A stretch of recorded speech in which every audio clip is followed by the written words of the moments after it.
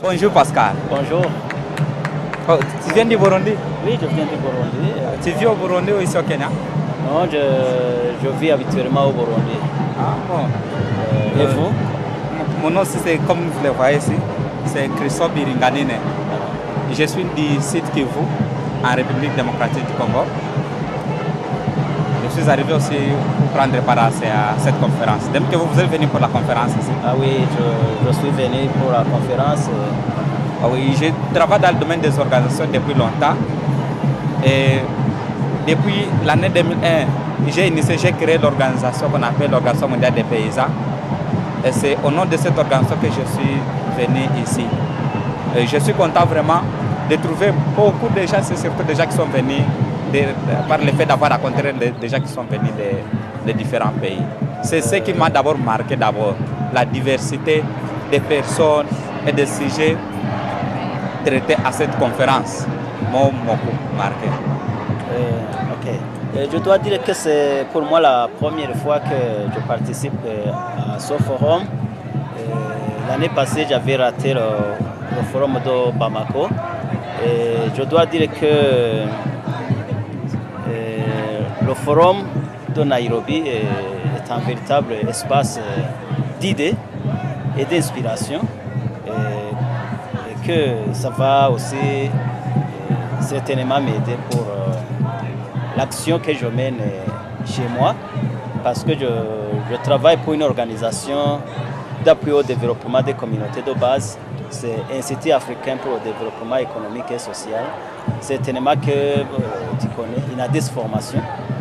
Et je pense que c'est une opportunité importante pour moi.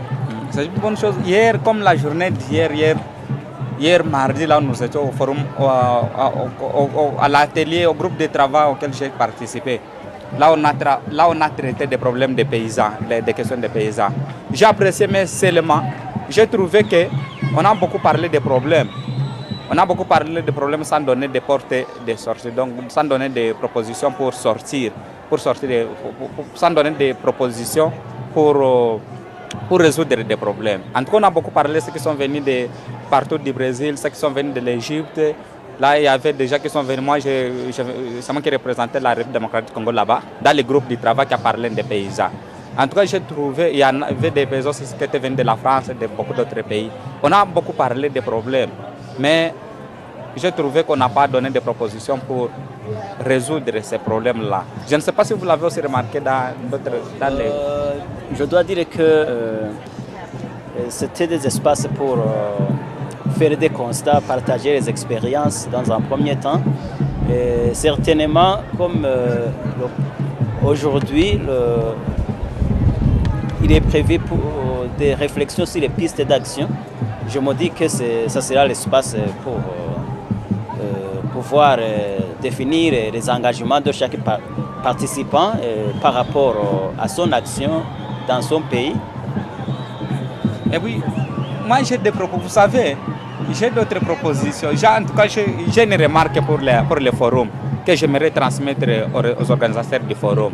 Moi j'ai trouvé qu'il est important que dans une telle conférence, un forum, parce qu'en premier ça c'est un forum vraiment des pauvres, des gens qui sont en train de chercher à corriger donc à dire non aux extrémismes du capitalisme.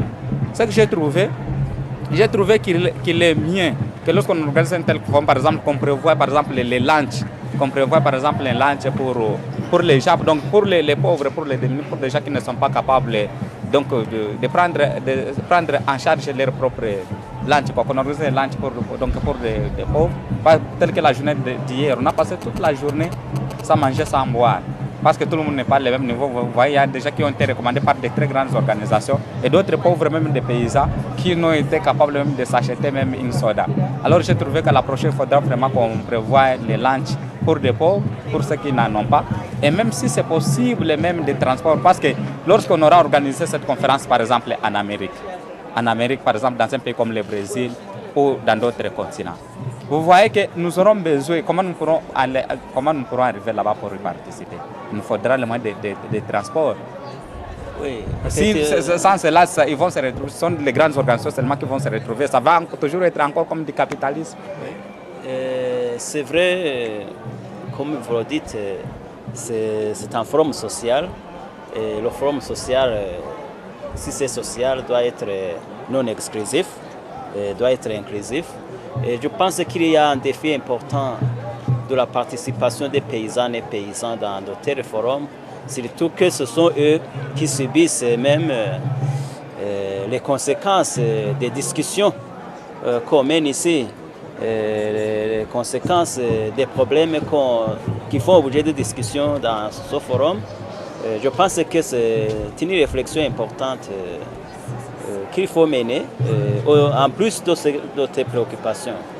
Et puis, autre chose, j'ai trouvé que quand même, je remercie les tenants pour ce moment parce que, surtout que ça, c'est un forum qui a eu lieu avant que le forum, parce que, comme vous, je ne sais pas si vous l'avez déjà appris, les pays les plus riches, les pays les plus industrialisés vont se rencontrer prochainement en Allemagne pour décider de l'aide, là où l'on décide de l'aide à donner aux pays pauvres.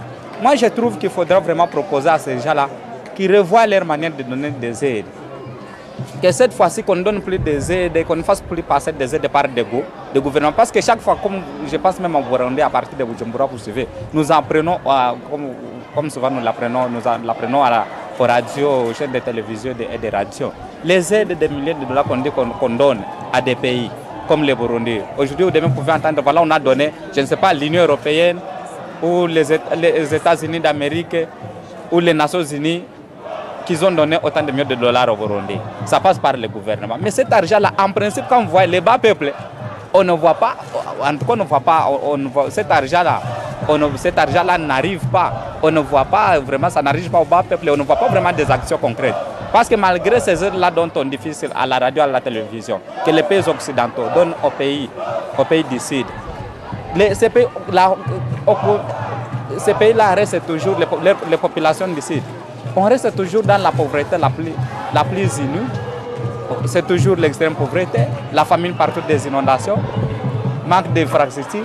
Alors moi j'aimerais qu'on propose que nous profitons de ce moment, des opportunités comme celle-ci, pour proposer parmi les alternatives, qu'on revoie la manière de donner ces aides. Au lieu de donner ces aides au gouvernement, aux dirigeants politiques, qu'on commence à donner ces aides, qu'on essaie d'abord avec la société civile. Qu'on donne d'abord, qu'on essaie avec la société civile. Parce que cet argent-là n'arrive pas à la base. Et les pays restent toujours les statu quo, on ne voit rien qui change.